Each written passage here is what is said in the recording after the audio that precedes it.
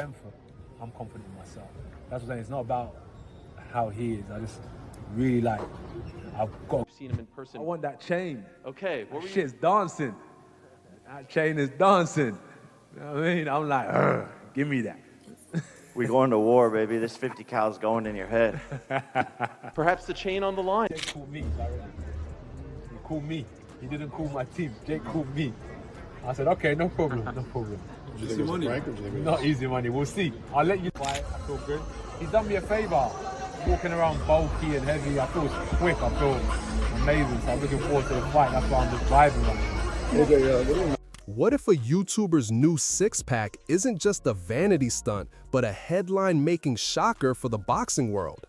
In the chaotic final quarter of 2025, the sports landscape has flipped.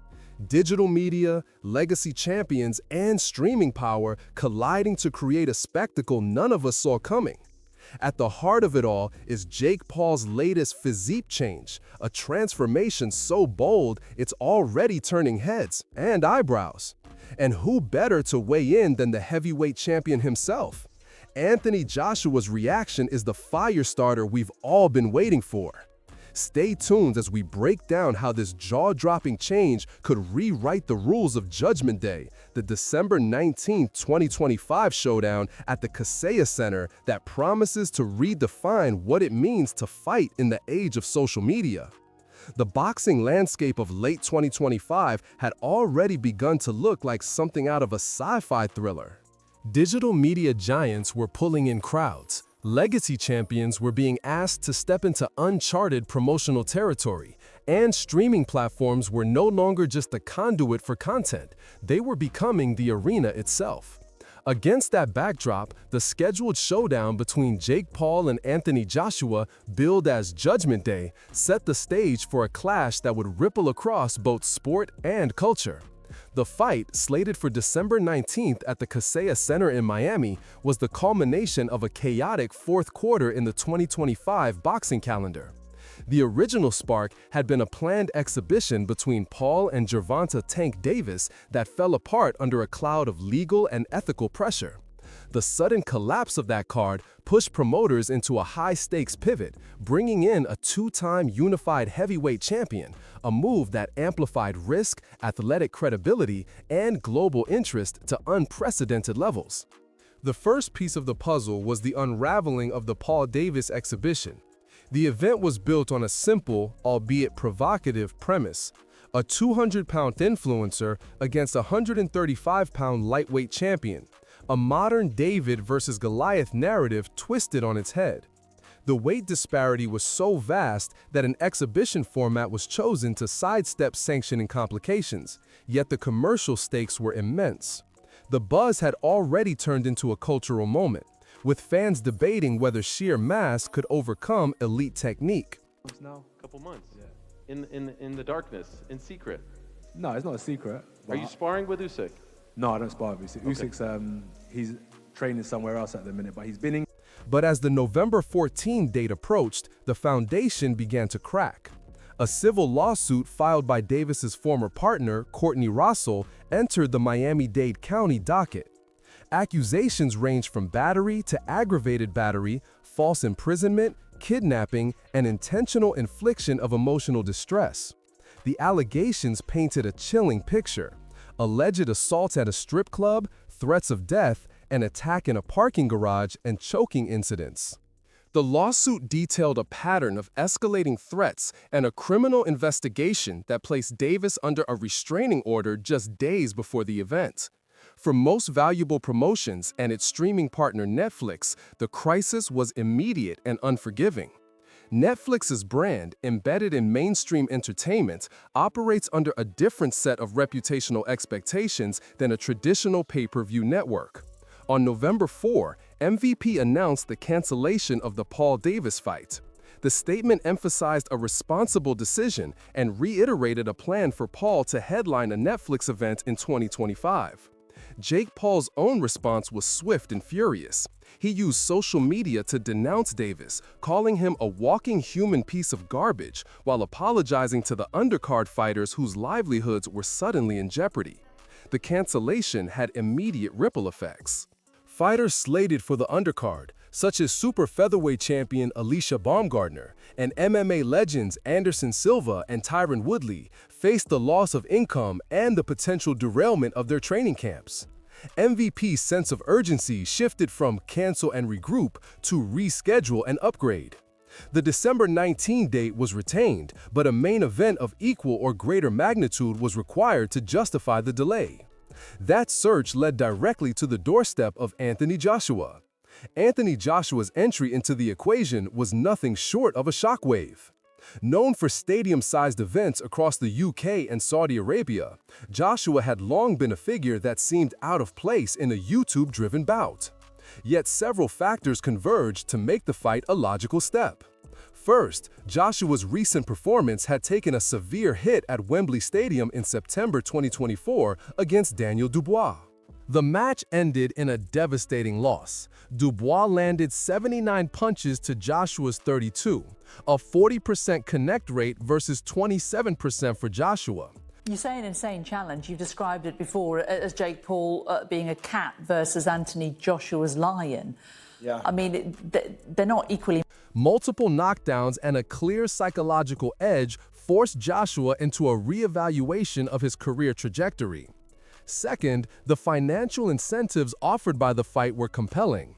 The opportunity to headline a Netflix-streamed event promised global exposure, a lucrative purse, and a chance to restore his standing in the heavyweight division.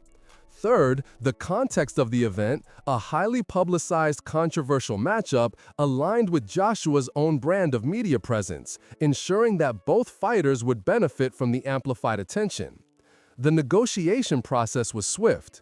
MVP and Matchroom Boxing engaged in talks that leveraged the need to salvage the Miami card and the desire to elevate the event's profile.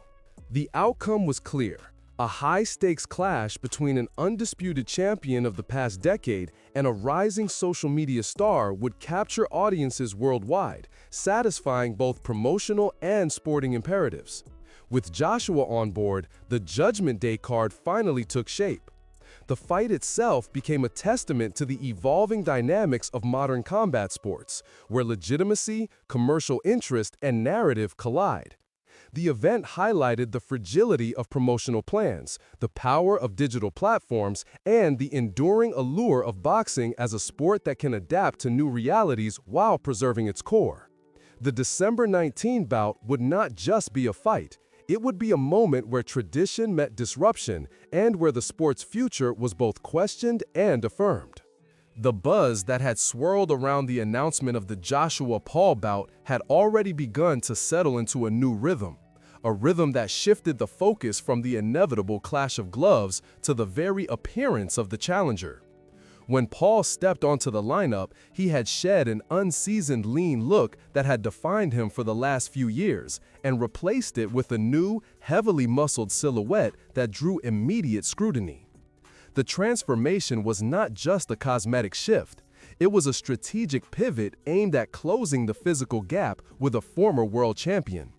For Joshua, whose own body had been honed to a specific mass, the change in Paul's physique added a new layer of complexity to the psychological landscape of the fight. When it comes to fight, and by the way, there's no stuff in the contract that says that I can't do this. I'm gonna come to fight, Joshua's reaction, however, was not one of fluster or concern. He maintained a calm demeanor, projecting the seasoned composure that had become synonymous with his name. In the hours after the announcement, he issued a brief statement that acknowledged the new challenge. "I'm aware of the changes. I've known that the game is about adaptation. I've seen my own weight fluctuations, my own cuts and gains. This is just another variable in the equation." The statement mirrored the approach that had guided Joshua through his recent career missteps. After a crushing loss at Wembley against Daniel Dubois, he had taken time to realign, both mentally and physically. He had emerged with a clear understanding that a single defeat could jeopardize his future, and that every subsequent fight would carry higher stakes.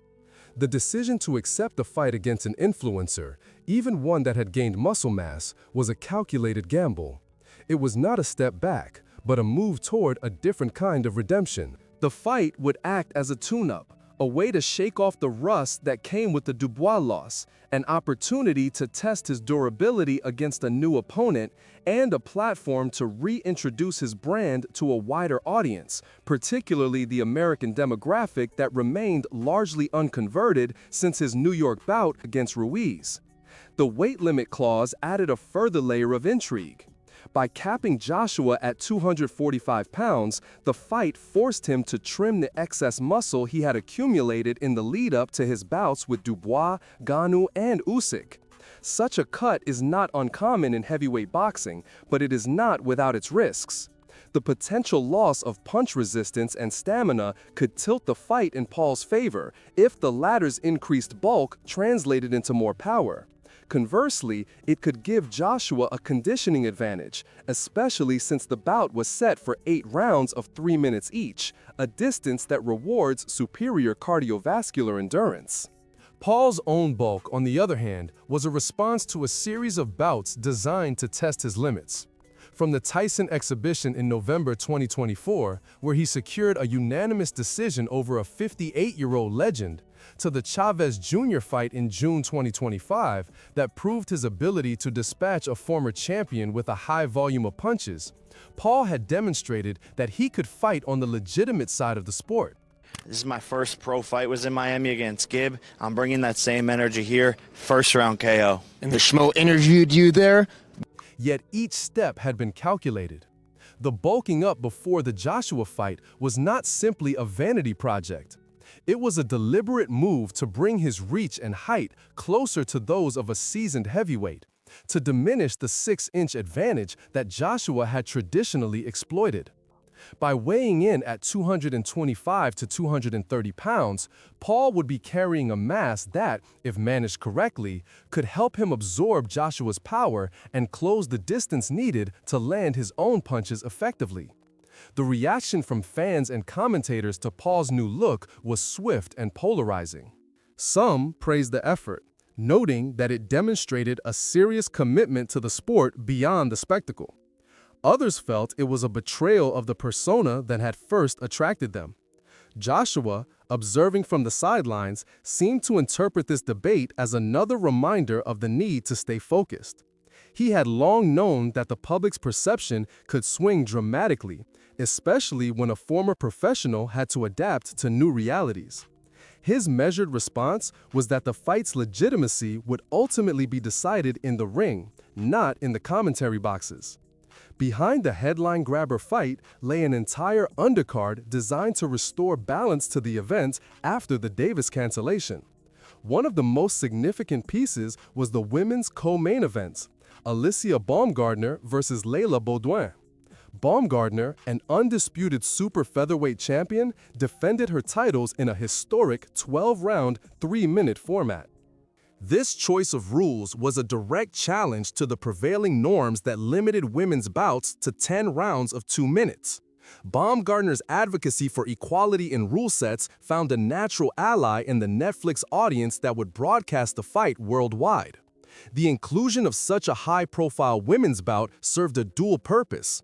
It expanded the card's appeal to a broader demographic and leveraged the platform to normalize men's standard rounds for female fighters, pushing the conversation forward about fairness and opportunity in boxing. Underneath the spectacle of Joshua's reaction to Paul's physique and the broader implications of the fight lay a narrative about the evolution of the sport. I'm gonna break his body up. I'm gonna stomp all over him. That's my mentality, right? That's a fighter's mentality, and I know what's in my heart. I know what's in my mind, and I'm here to compete.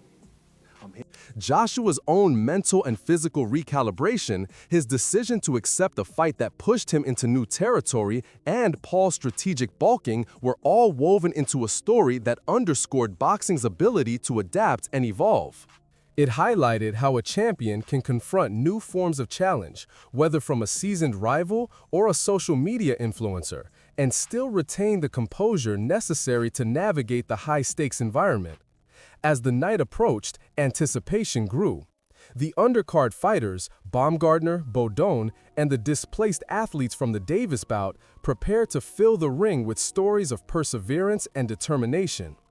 Each fight added a different shade to the evening's palette, From Baumgartner's 12-round battle against Baudon to the strategic assembly of challengers who had once again made the fight a platform for broader social commentary. In the quiet moments before the first bell rang, Joshua's focus remained razor-sharp. His awareness of Paul's new physique, his own weight limits, and the mental adjustments required after past defeats culminated in a clear, composed stance. The transformation in Paul's appearance was a variable in the fight's calculus, but for Joshua, it was just another aspect of an opponent he was already ready to confront. The stage was set, the players were positioned, and the narrative of adaptation, redemption was poised to play out in 8 rounds of pure boxing, with every punch and every decision echoing beyond the ring into the cultural conversation about what it means to evolve in the world of professional sport. Joshua's calm acknowledgement of Jake Paul's bulging new physique is more than a fighter's routine remark. It's a testament to boxing's own evolution.